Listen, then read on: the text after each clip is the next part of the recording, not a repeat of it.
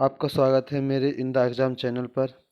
और मैं आज आपको पढ़ाने जा रहा हूँ साइंस से कुछ महत्वपूर्ण क्वेश्चन जो काफ़ी अच्छे एग्ज़ामों में पूछे जाते हैं, जो सीधे एग्ज़ामों में आते हैं, जो अधिकतर एग्ज़ामों में रिपीट होते हैं। ऐसे क्वेश्चन लाया हूँ और यह हमारी 25 क्वेश्चनों की मैराथन होगी, MCQ होगी, जो सीधे एग्ज़ाम में पूछी जाती है। प्लीज़ हमारे चैनल को सब्सक्राइब कर लें।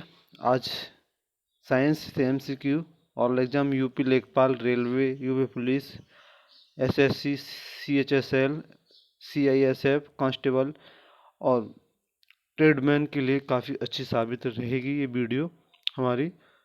और हमारे यूट्यूब चैनल को सब्सक्राइब कर लें ताकि आपको ऐसी अच्छी अच्छी वीडियो और मिलती रहें। चलते हैं हमारे in the exam channel, please subscribe कर लें। चलते हैं पहला क्वेश्चन लेते हैं। राजनीतिक संस्थाओं में से कौन सी संस्था देश के मौजूदा कानून में संशोधन कर सकती है? सर्वोच्च न्यायालय, राष्ट्रपति, प्रधानमंत्री या संसद? जो हमारी मौजूदा राजनीतिक संस्था है, जैसे कि अब केंद्र में पार्लियामेंट, हमारी प्रधानमंत्री श्री नरेंद्र मोदी, जो बीजेपी सत्ता है, वह कानून में संशोधन कर सकती है। वह किसके द्वारा? वह उच्च न्यायालय के द्वारा। ऑप्शन ए सर्वोच्च न्यायालय। सर्वोच्च न्यायालय के द्वारा कानूनों में संशोधन किया जा सकता है। चलते हैं नेक्स्ट क्वेश्चन पर। प्रधानमंत्री, राष्ट्रपति, संसद, ये एक अंग होते हैं संसद के। महात्मा गांधी ने दीन बंधु की उपाधि किसे दी थी? दीन बंधु की, ये काफ़ी अच्छा क्वेश्चन है जो पूछा जाता है सीधा एग्जामों में। तो महात्मा गांधी ने दीन बंधु की उपाधि रविंद्रनाथ टैगोर, CF एंड्रयूज, अब्दुल गफ्फार खां, राजेंद्र प्रसाद। तो इसका सटीक आंसर है CF एंड्रयूज। CF एंड्रयूज को महात्मा गांधी ने दीन बंधु की उपाधि दी थी, CF एंड्रयूज को। चलते हैं नेक्स्ट क्वेश्चन पर। आज थोड़ा क्वेश्चन अच्छे अच्छे हैं। किस वर्ष सरोजिनी नायडू ने भारतीय राष्ट्रीय कांग्रेस के अधिवेशन की अध्यक्षता की थी?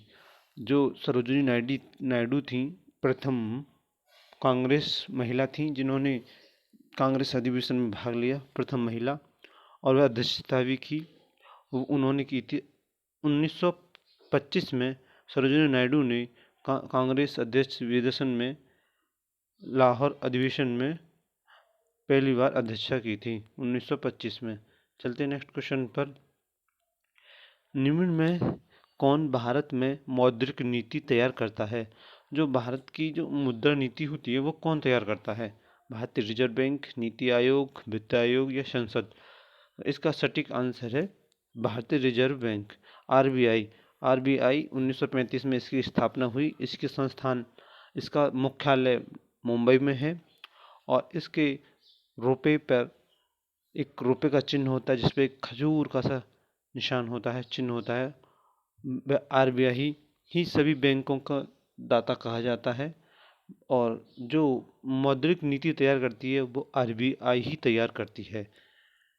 नीति आयोग 2014 में इसका नाम बदलकर रखा गया, प्रधानमंत्री इसके अध्यक्ष होते हैं। भारत का कौन सा स्थान 3 सागरों के मिलन पर स्थित है? जहाँ तीनों सागर आकर मिलते हैं, कौन सा है? पुडुचेरी, गोवा, केरल या कन्याकुमारी? तो इसका सटीक आंसर है कन्याकुमारी। कन्याकुमारी तीनों सागरों को से घिरा हुआ है, तीनों सागर आकर मिलते हैं, अरब सागर, हिंद महासागर और बंगाल की खाड़ी। तीनों सागर आकर कन्याकुमारी पर मिलते हैं, इसका सटीक आंसर है। चलते नेक्स्ट क्वेश्चन पर। किस प्रकार की जनसंख्या अर्थव्यवस्था पर एक भार है? मतलब एक ऐसी जनसंख्या है जो शिक्षा पर भार है। तो इसका ऑप्शन है शिक्षित एवं स्वस्थ जनसंख्या, अशिक्षित एवं अस्वस्थ जनसंख्या, अशिक्षित एवं अशिक्षित या सभी। तो इसका सटीक आंसर है ऑप्शन बी, अशिक्षित और अस्वस्थ जनसंख्या अर्थव्यवस्था पर बिग भार है। इसका सटीक आंसर है ऑप्शन 2। चलते नेक्स्ट क्वेश्चन पर। सामाजिक वैज्ञानिक दृष्टि से निर्धन कौन होता है? जो निर्धन व्यक्ति होते हैं वो किस कैटेगरी में आते हैं? जो सामाजिक वैज्ञानिक और वैज्ञानिक तकनीकी से देखें, अशिक्षित, शिक्षित, बेरोजगार या अमन। अगर हम अपनी मानवता के आधार पर देखें तो अशिक्षित लोग निर्धन कैटेगरी में आते हैं, लेकिन वैज्ञानिक दृष्टि से बेरोजगार लोग निर्धन बेरोजगार लोग निर्धन कैटेगरी में आते हैं। बेरोजगारी लोग जो होते हैं, जैसे कि अब अब हम सभी छात्र बेरोजगार हैं, क्योंकि पढ़ाई लिखाई ठीक ठाक कर ली, हमें अपनी पढ़ाई के आधार पर कोई अच्छी जॉब नहीं मिल पा रही, हम बेरोजगार हैं। शिक्षा के संबंधित हम बेरोजगार कैटेगरी में आ रहे हैं। चलते हैं नेक्स्ट क्वेश्चन पर। ऑप्शन,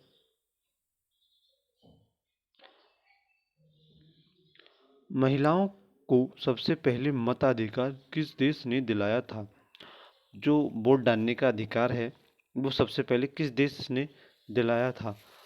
मिला वहाँ पे ऑस्ट्रेलिया, न्यूजीलैंड, ब्रिटेन या अमेरिका।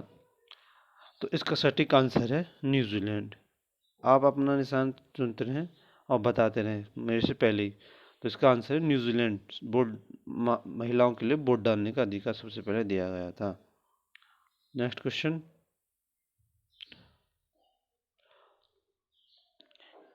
किन संविधान संशोधन के द्वारा भारत में मताधिकार की आयु 21 से घटाकर 18 वर्ष की गई? यह क्वेश्चन काफ़ी इंपॉर्टेंट है और पूछा भी जाता है। तो 61 के द्वारा, 42वें संविधान संशोधन के द्वारा, 44वें या 93वें? तो इसका सटीक आंसर है ऑप्शन ए 61। 61वें संविधान संशोधन के द्वारा मताधिकार की आयु 21 से घटाकर 18 वर्ष कर दी गई थी, लेकिन हमारे संविधान में 21 वर्ष ही वोट डालने का अधिकार रखा गया था। चलते नेक्स्ट क्वेश्चन पर।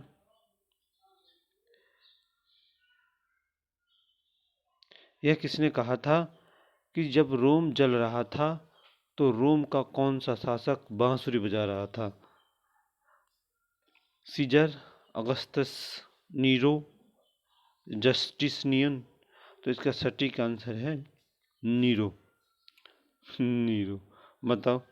नीरो एक ऐसा शासक था, जैसे कि अब हमारे भारत देश में 28 राज्य हैं, तो क्या अगर बाई चांस हमारे देश में अगर युद्ध हो और कोई राज्य का शासक या मुख्यमंत्री अपनी धुन में हो, बांसुरी बजा रहा हो या अपनी राजनीतिक पार्टी का प्रचार कर रहा हो, तो इसी तरह का था ये कि रोम में एक तरफ युद्ध चल रहा था और नीरो अपनी धुन में अपने राज्य में मस्त संगीत के साथ, मधुर गोपियों के साथ मजे ले रहा था, इसीलिए नीरो इसका सटीक आंसर है। चलते हैं नेक्स्ट क्वेश्चन पर। वाल्मीकि टाइगर रिजर्व कहाँ पर स्थित है? वाल्मीकि टाइगर रिजर्व पश्चिम बिहार, चंद्रपुर महाराष्ट्र, रणथंभौर राजस्थान या लखीमपुर खीरी यूपी? तो इसका सटीक आंसर है पश्चिम बिहार। पश्चिम बिहार में वाल्मीकि टाइगर रिजर्व स्थित है। चलते नेक्स्ट क्वेश्चन पर। स्वच्छ भारत अभियान भारत द्वारा कब शुरू किया गया था? भारत में स्वच्छ भारत अभियान है वो किस दिन शुरू किया गया था? 2 अक्टूबर 2014 को, 3 अक्टूबर 2015 को, 2 अक्टूबर 2015 को या 15 अगस्त 2014 को? तो इसका सटीक आंसर 2 अक्टूबर 2014 को। स्वच्छ भारत अभियान महात्मा गांधी के जन्मदिन पर प्रधानमंत्री नरेंद्र मोदी जी के द्वारा शुरुआती वर्षों में यह स्टार्ट किया। 2014 में उन्होंने शपथ ली और उसके बाद 2 अक्टूबर को इसकी शुरुआत कर दी गई थी। चलते नेक्स्ट क्वेश्चन पर। अगला क्वेश्चन, अब यहाँ से थोड़ा साइंस के क्वेश्चन स्टार्ट होंगे, काफ़ी अच्छे। विभव मापी मूलतः एक है। विभव से हम क्या मापते हैं? वोल्टेज। मापक उपकरण, संयोजक, अंशांकन संकेतक। तो इसका सटीक आंसर है मापक, ऑप्शन ए उपकरण, मापक उपकरण है। विभव मापी एक मापक उपकरण है। चलते नेक्स्ट क्वेश्चन पर। इनमें से किस उपकरण से विद्युत धारा मापा जाता है? विद्युत धारा को हम किससे मापते हैं? वोल्ट मीटर से, एमीटर से, ओम मीटर से और बेबी मीटर से। यह question group D, NTPC, railway के काफ़ी इंपॉर्टेंट क्वेश्चन है, जो एग्जाम जो साइंस से संबंधित पूछा ही जाता है। ये वेरी वेरी इंपॉर्टेंट क्वेश्चन है। बताओ इसका सटीक आंसर क्या होगा? तो इसका सटीक आंसर है वोल्ट मीटर। विद्युत धारा को हम वोल्ट मीटर, एमीटर, ओम मीटर और तो इसका सटीक ए मीटर। इसका सटीक आंसर है ए मीटर।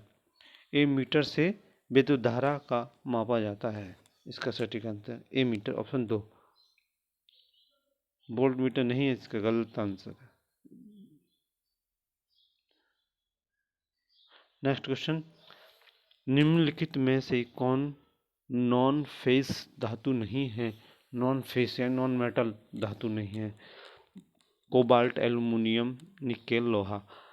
कोबाल्ट भी फिर धातु होती है, एल्युमिनियम भी होती है और निकेल भी होता है। ये सभी नॉन फेरस धातु हैं। लेकिन लोहा इस नॉन फेरस धातु में नहीं आता, यह मेटल है, धातु है लोहा। चलते हैं नेक्स्ट क्वेश्चन पर।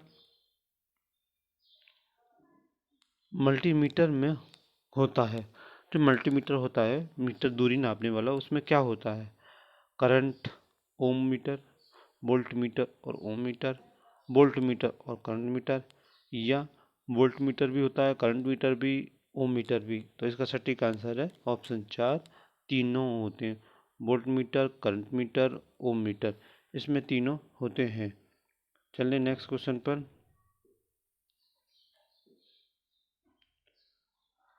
सार्वभौमिक सूचकों में 4 से 5 का पीएच मान का इंगित करता है। जो सार्वभौमिक सूचकों में जो 4 से लेकर 5 तक का पीएच मान होता है, वो क्या इंगित करता है? दुर्बल अम्ल का, दुर्बल क्षार का, दुर्बल अम्ल का, प्रबल अम्ल का, प्रबल क्षार का। तो यह करता है दुर्बल अम्ल का, ऑप्शन ए। अम्ल 8 से ऊपर 7 से ऊपर 8 अम्ल होता है, क्षार होता है। ठीक है, चलते हैं नेक्स्ट क्वेश्चन पर। तो इसका सटीक आंसर है सार्वभौमिक सूचकों में 4 से 5 तक पीएच मान होता है दुर्लभ अम्ल। चलते हैं नेक्स्ट क्वेश्चन पर। प्रश्न।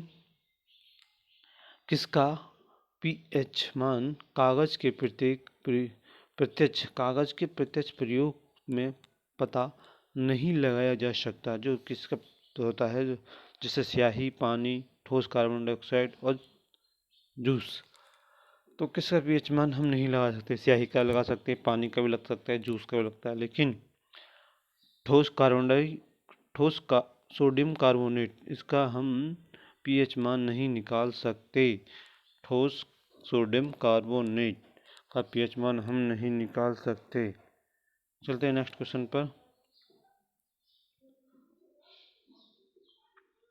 रिक्टर पैमाने के बारे में निम्नलिखित में से क्या गलत है? आज थोड़ा अधिक क्वेश्चन लिए हैं मैंने, तो रिक्टर पैमाने पर के बारे में आप से संबंधित सभी क्वेश्चन आज इससे सही हो जाएंगे, क्योंकि मैंने ये क्वेश्चन लिया है। इसमें पूछ रहा है क्या गलत है। देखिए, पहला ऑप्शन, इसमें 1935 में चार्ल्स रिक्टर और गुटनबर्ग द्वारा विकसित किया गया था। यह एक लघु गणिकीय पैमाना है। सही है, क्योंकि ये 1935 में रिक्टर इसका नाम रखा गुटनबर्ग के द्वारा विकसित किया गया था। ऑप्शन 2, इसे भूकंप मापी के उपयोग द्वारा किया जा सकता है। ये भी सही है, क्योंकि यह भूकंप मापी में ही उपयोग किया जाता है। ऑप्शन 3, कि रिक्टर पैमाने पर 7 से 8 की तीव्रता का अर्थ होता है हल्का, नहीं, ये तो अधिक होता है, ये गलत है। और तरल पदार्थ के घनत्व को मापने के लिए किसका प्रयोग किया जाता है?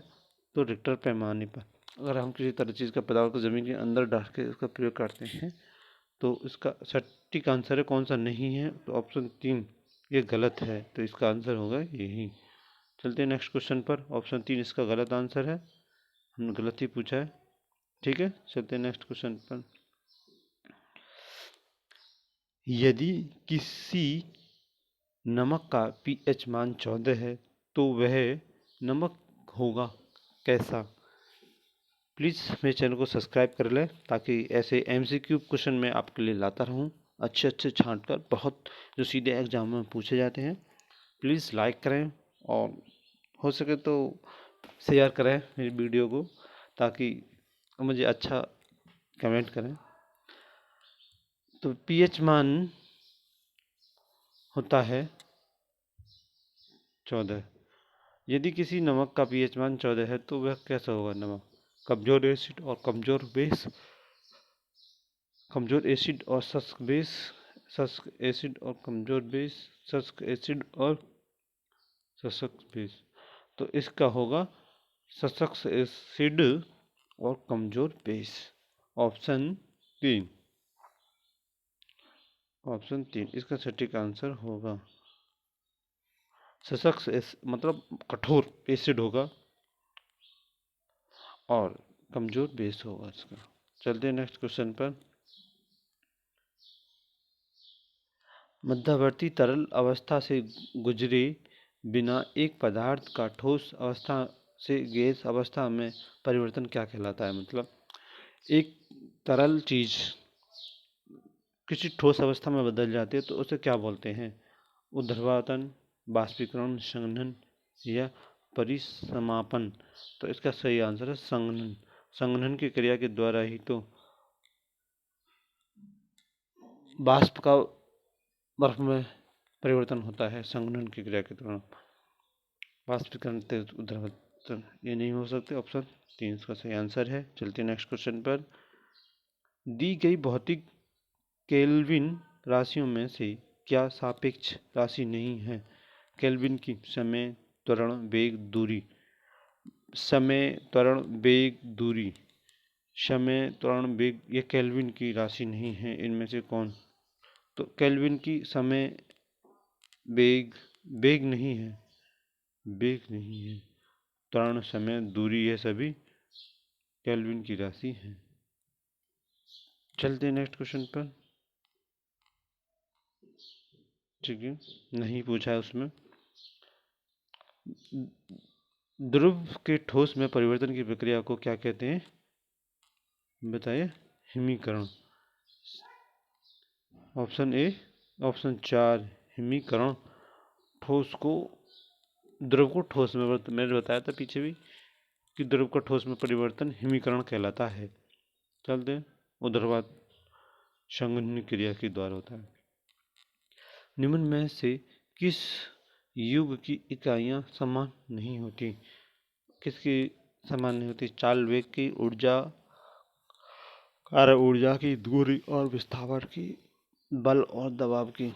तो इसका इकाई समान नहीं होती, बल और, ऑप्शन 4 बल और दाब की इकाइयाँ समान नहीं होती हैं। ऑप्शन 4 बल और दाब की इकाइयाँ समान नहीं होती हैं। चलते हैं नेक्स्ट क्वेश्चन पर। प्लीज़ वीडियो को लाइक करें और सब्सक्राइब करें हमारे चैनल को। प्लीज़ सब्सक्राइब तो कर ही लें। इनमें से किस उपकरण से विद्युत धारा मापा जाता है? इनमें से किस उपकरण से विद्युत धारा मापा जाता है? विद्युत धारा किसको मापते हैं? Ammeter, volt, ohm. तो विद्युत धारा को हम एमीटर से नापते हैं। Option A, ammeter. चलते हैं नेक्स्ट क्वेश्चन पर। ध्रुवों में पृष्ठ तनाव का कारण क्या है? जो ध्रुवों में पृष्ठ तनाव का, अणुओं के मध्य विद्युत बल, अणुओं के मध्य असमंजस बल, या अणुओं के मध्य गुरुत्वाकर्षण बल, या अणुओं के मध्य असमंजस बल। तो इसका सटीक आंसर है ऑप्शन 2 अणुओं के मध्य सस्मंजक बल। यह पृष्ठ तनाव के कारण होता है। चलते नेक्स्ट क्वेश्चन पर। एमीटर क्या है? एमीटर एक परिपथ में श्रेणियों के संयोजित किया जाता है। यह एक निम्न विद्युत परिरोधक है, यह कम विद्युत खर्चीला है, यह उपयुक्त सभी। तो इसका सही आंसर है उपयुक्त सभी। यह कम विद्युत खर्चीला भी होता है, यह विद्युत प्रतिरोधक भी होता है, और यह श्रेणी संयोजक द्वारा भी होता है। Next question. रासायनिक अभिक्रिया में निम्न प्रभावित होता है। जो हम रासायनिक अभिक्रिया करते हैं उसमें क्या होता है? तो इसका सटीक आंसर है electron. A option A electron. Electron रासायनिक अभिक्रिया में प्रभावित होता रहता है, चारों ओर घूमता है इलेक्ट्रॉन। चलिए नेक्स्ट क्वेश्चन पर। गर्म हवा के गुब्बारे में कौन सी गैस प्रयोग की जाती है? जो गर्म गुब्बारे होते हैं जो हवा में उड़ते हैं, जो जलते भी हैं, उनमें कौन सी गैस भरी जाती है? हीलियम, कार्बन डाइऑक्साइड, नाइट्रोजन या प्रोपेन। तो उन गुब्बारों में प्रोपेन गैस भरी जाती है। ऑप्शन 4 सही आंसर, ऑप्शन 4 प्रोपेन। चलते नेक्स्ट क्वेश्चन पर। लट्टू को घुमाना किसका एक उदाहरण है? लट्टू जो घूमता है वो किसका एक उदाहरण है? केंद्र विमुख का, अपकेंद्री बल का, घर्षण का, गुरुत्वाकर्षण का। तो इसका सटीक आंसर है, जो लट्टू एक केंद्र बिंदु, छोटे से बिंदु पर घूमता है तो उसे केंद्र विमुख बिंदु। ऑप्शन ए सटीक आंसर है, केंद्रीय विमुख बिंदु। चलते नेक्स्ट क्वेश्चन पर। किस धातु से बना मिश्रित धातु हवाई जहाज तथा रेल के डिब्बों में पुर्जों में काम में लिया जाता है? तो इसका सटीक आंसर है option A aluminium. Aluminium aluminium इसका सटीक आंसर है। ऑप्शन ए एल्यूमिनियम इसका सटीक आंसर होता है, एल्यूमिनियम। ठीक है, चलते हैं नेक्स्ट क्वेश्चन पर। एल्यूमिनियम। चलते नेक्स्ट क्वेश्चन पर। एक बहुत पुराने मॉडल की पेंडुलम घड़ी की कार्य पद्धति पूरी तरह से किस पर निर्भर होती है? मैकेनिकल और इलेक्ट्रॉनिक, विद्युत या बैटरी संचालित। तो वह होती है ऑप्शन ए मैकेनिकल और इलेक्ट्रॉनिक होती है। सटीक आंसर इलेक्ट्रॉनिक और चलते नेक्स्ट क्वेश्चन पर। गैस का उपयोग प्रदीप्त गैस के रूप में किया जाता है, कौन सा होता है? इसका सटीक आंसर है एथाइन, प्रोपेन, ब्यूटेन, मिथाइल।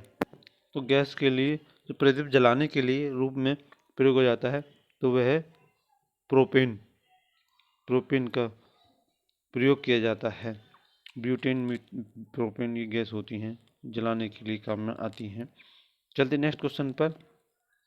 निम्न में से कौन सी तापमान की एसआई इकाई मात्रक है? जो एसआई तापमान का है सेल्सियस, डिग्री, फ़ारेनहाइट, केल्विन। तो तापमान को हम सेल्सियस में नापते हैं। वैसे तो इसकी तीनों सेल्सियस इसका होता है, डिग्री में भी नापते हैं, लेकिन कितने डिग्री सेल्सियस, तो सेल्सियस इसका तापमान का होता है। प्लीज़ हमारी वीडियो यहीं समाप्त हुई, और प्लीज़ मेरे चैनल को सब्सक्राइब कर लें। ऐसे अच्छे अच्छे क्वेश्चन मैं आप लोगों को लाता रहूँगा ताकि मेरी वीडियो आप लोगों को पसंद आए, और मेरे चैनल को ज़्यादा से ज़्यादा लाइक करें, सब्सक्राइब कर लें मेरे चैनल को। जय हिंद।